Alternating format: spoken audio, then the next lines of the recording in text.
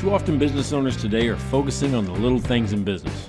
They're ordering supplies, dealing with employees, and dealing with customers, when what we should be focusing on is the most important thing, cash flow. I've grown over 10 businesses from the ground up. In this podcast, you'll learn the ins and outs of building a business and how to build transferable value. And most importantly, you'll learn how to maximize cash. They call me Cash Flow Mike, and this is the Clear Path to Cash. Hey, it's Cash Flow Mike, and welcome back to the Clear Path to Cash podcast. And I've got to tell you what, I just listened to episode number 1. I know this is episode number 2. I just listened to episode number 1, and I've got to tell you, I better get my together.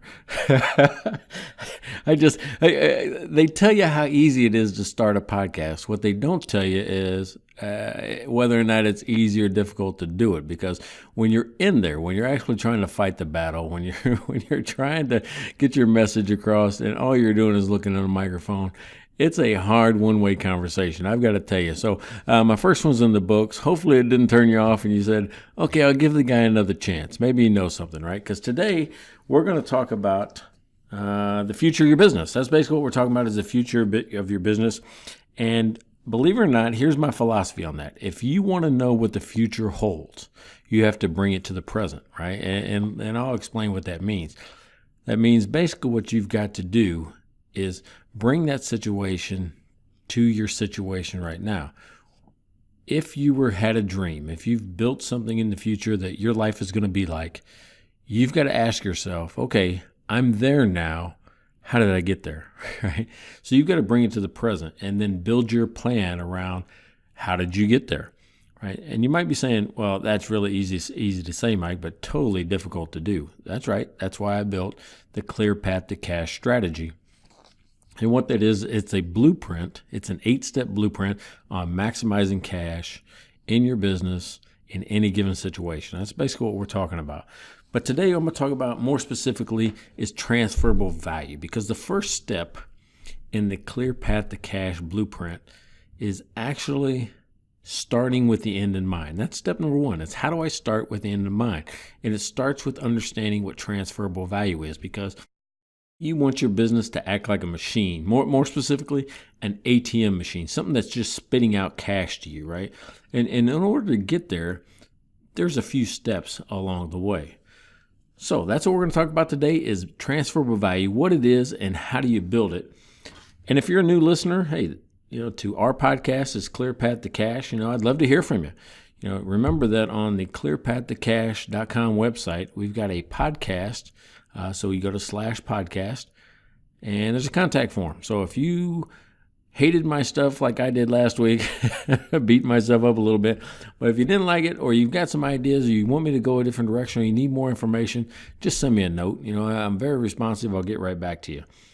So again, you can contact me on the website. So today specifically, we're going to talk about your future and how to build transferable value. So it's got to start somewhere. How do I get you to start building, really your brand equity? That's where it all starts. And it starts with building your brand equity. And more specifically, you have to have a value proposition. And that's really the promise that your customers are expecting you to deliver. That's your value proposition. What are you giving them? What do they expect when they come to your store, when they see you online, when they come to your office? What are they expecting you to deliver? So what is that value proposition? And I always put it into a mathematical equation, right? Put it in a mathematical equation, meaning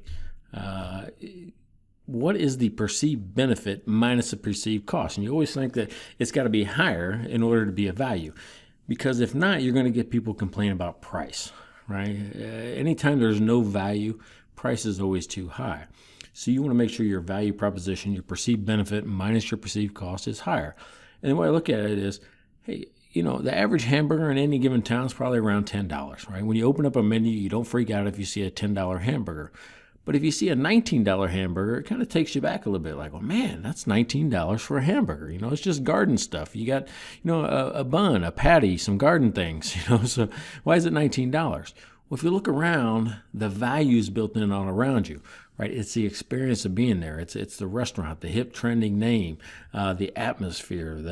There's something about them that they built more so than just selling you a hamburger, right? It isn't just a hamburger by the minute type of place. So that's your value proposition, right? I mean, it's what do your customers expect you to deliver? And what you do with that is you couple it. You couple it with what is called your competitive advantage. Because think about it, I can buy a hamburger anywhere. I can go to any given place that sells American type food and buy a hamburger. Why would I buy it from you? And Porter has a big theory on competitive advantage. It talks about, are you a cost, or do you lead with cost? Do you lead with differentiation? Or do you focus? Right? It's called Porter's competitive advantage, and they look for the source of your advantage and where do you want to compete. Right? So that's the way it kind of looks. So you can be what's considered a cost leader. That's kind of broad, which means I'm going to sell at the lowest cost or the best value for the cost all the way around. Or I can do it on a cost focus, which is maybe a specific niche. I'm going to be the lowest cost, to firefighters. Firefighters eat for $1 where everyone else eats for $10, right? So, you can differentiate yourself that way as well, either in a broad sense or a narrow sense. But then differentiation is different than differentiating yourself from cost. What makes you unique? When I talk to bankers, I always ask them, say, hey, close your eyes, just look around. In about a 6-block area, there's probably 15 other banks I could choose to go with. Why does somebody choose your bank, or specifically choose you? What is your competitive advantage? And I'm telling you, it's not the fountain in the lobby. It's not the marble. It's not the cookies you give me when I come in. It's generally the person, right, in that case. But how do you differentiate yourself so as if I can buy your good anywhere else, why would I buy it from you? That's what we're doing, saying, here's my promise to you, the customer, and here's why you should buy it from me. And that's what you brand yourself as, right? That's what you market, right? That's how you build your value proposition. You couple those two things together, your promise to the customer and then why they should choose you. And then over the top, that's what you market. That's what you put in your advertisements. That's what you put in your Facebook ads. That's what you put on your blog posts. Your advertising. Your logo should incorporate those type of things. But why should they buy it from you? And what you're doing by doing that is you're telling the public who you are, right? That's your brand. It isn't just your logo. It's what you do and why people should buy it from you. That's where companies out there are real successful, like Mercedes. Mercedes, I just show people the logo, and all of a sudden they have an idea who that is, right? And words come to mind for them, like quality and luxury and expensive and, all the way down the line. You want to have that same type of response to your logo, right? Which is, oh, I know what they do. In Mercedes' case, it's sell cars. And why I should buy from them? Because they got the highest quality, the best luxury. They're the number one selling luxury car in the nation, right? The people already have an idea of who that is because they've told us, right? So that's basically what you're doing is you're taking the promise to the customer and why they should buy from you, and you tell the public. That creates your brand. That's the first step. You have to have a brand. You can't confuse people. When I was in the restaurant business and I had 3 restaurants at one point in time, one of the hardest questions we had up front is who did we want to be? Because we didn't want to confuse the public. And let me say it to you this way. The question was simply this: am I a restaurant with a bar or a bar with a restaurant? Right? It's that simple because we have different expectations of walking into a restaurant than we do of walking into a bar. So we had to incorporate all of the feelings and all of the things that people expect of a restaurant versus walking into a bar. Otherwise, people get confused and they don't know what you're trying to do inside your business. So the first thing is understanding, again, what your promise is and why they should choose you. That's building your brand. So what do I do with it? Now I got the brand built, Mike. What happens next? Well, brother, let me tell you, you've got to execute relentlessly. And this is where the 4 P's of business come in. The 4 P's. Now, some people got the 3 P's like the prophet. Marcus Lemonis, he talks about the 3 P's, but I go with the 4 P's. Some people have the 5 P's. But I'm talking about product, process, people, and profit. This is where all the money gets made. This is the machine that you build, right, with your product, something that somebody wants to buy because the market says it's something that they want. So how do you compare in the market? Are you listening to your customers' feedback, and are you packaging it to sell? Right, so your product is pretty important. We have to kind of start there. What is it? Are you going to be in a service business? Are you going to be in a retail business? You have to make that decision. Then your process. You got to remember that 8 out of 10 businesses, are said to fail. Right? So if you start a business, there's an 80% chance you're going to fail. If I talk to business owners, they say 70. If I talk to bankers, they say 90. But 80% are said to fail. I just kind of cut it in the middle. That number reduces to 2 out of 10, 20% fail if you're a franchise. The biggest difference? Process. That's it. They have a planned and programmed process of what you do in every single instance, what you do. And as a matter of fact, if you're a McDonald's, the failure rate is less than 1%. Why? Because anybody that walks in there can run their process. You press a button, you take these things out, you do this thing next, right? So what you've got to do is organize your business in such a way where every single workflow is a process, right? But you can have a great process and still fail because your people aren't the right people. They don't understand the process. They don't want to run the play, as I say. If you got somebody that thinks they know better than you that's working for you, or they can't run the process, it's the same thing as a football team that's out there that has a wide receiver that says, well, that's a dumb play. I'm not going to run it. And he just kind of stands there instead of runs the play. You don't need employees that are doing that for you, right? So you got the product, the process, and the people. And that's, again, what the prophet says. Marcus Lemonis, I just add in profit. You have to have profit as well. You can't just operate at a loss all the time. And the reason I say that is because this is what somebody's going to buy from you, right? You got to remember that if you want to sell your business in the future, if you want to exit and you want some type of payoff, you want some type of return for all the money and time and investment you put in, this is what they're going to buy. They're going to buy your product, your process, your people, and hopefully you're making a profit. If those things are out of whack, and it seems like your business is on fire all the time, well, you're going to get a lower price, for your business. I tell people all the time when they try to come to my seminars, they go, "Oh, Mike, I can't get out of business for a whole day, or I can't get out of my business for 2 days to come to one of your 16-hour seminars on financial management." Well, if you say that, if you're the type of person that can't say that, you can't take a vacation, you can't get out of your business, you can't, do anything else, then you're the exact person that should be in that financial management seminar, because you have a business that is totally dependent on you. And if every time you leave, something catches fire, there's a big problem, your employees are calling you to solve their problems all the time, then you have a problem with either the process or the people. And me, if I'm going to buy your company, and I've been involved with 5 different transactions with either buying or selling a company, if I look at the owner and they're totally running around with their hair on fire because the process of the people doesn't work right, I don't want to buy your problems, right? I just don't. I don't want to sign up for that job. I don't want to sign up for the stress that I see that you have, right? And if I do buy it, if I say, okay, I'll take it, but I'm going to take it at a lower price, not a premium price, but a lower price, because I know that as soon as I walk in the door, I've got to solve a bunch of problems. That's not what we want, right? We don't want to have a business where we're trying to transition a problem to them. Nobody's going to buy that, right? So let's talk about that product, that process, and those people.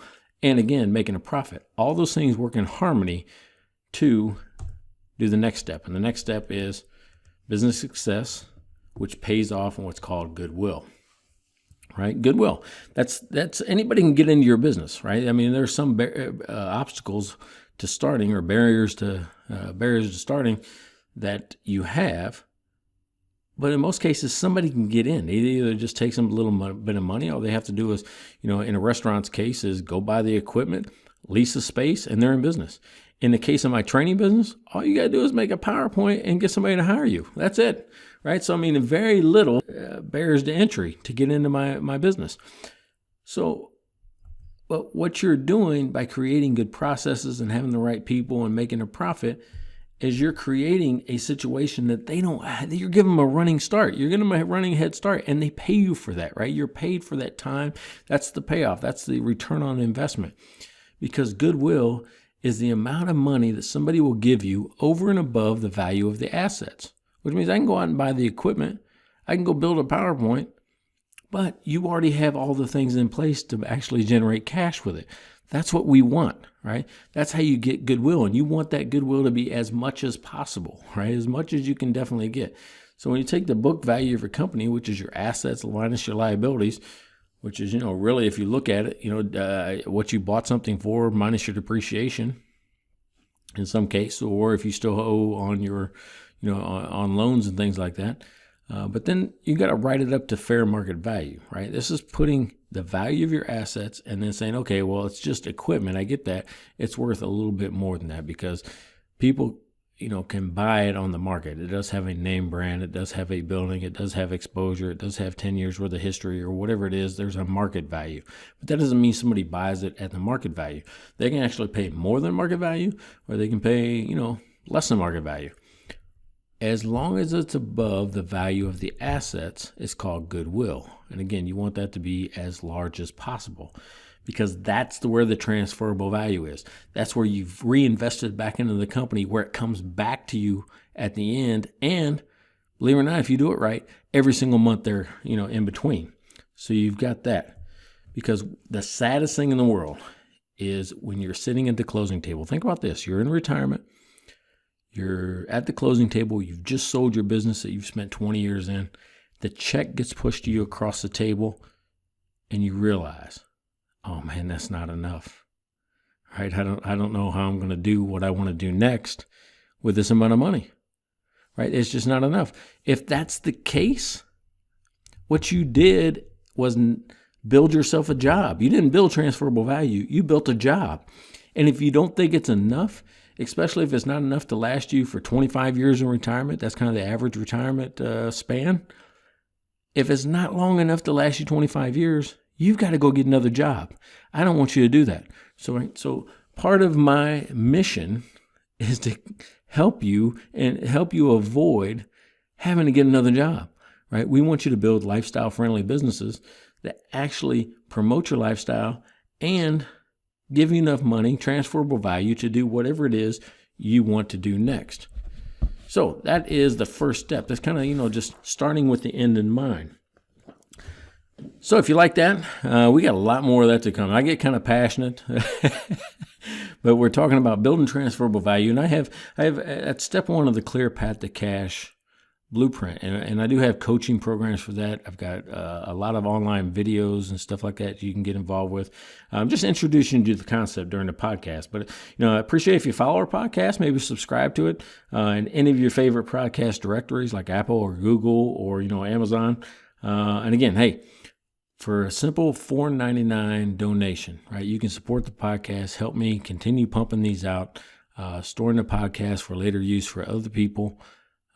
As well as what I'm going to give you in return is free digital access to the 5 silent killers of cash flow, right? It's a video course that explains to you the biggest killers of cash flow that are probably hurting you and you didn't even realize it. So for $4.99 donation to the podcast, I give you access to the 5 silent killers of cash flow, which is a $47 course, right off the market.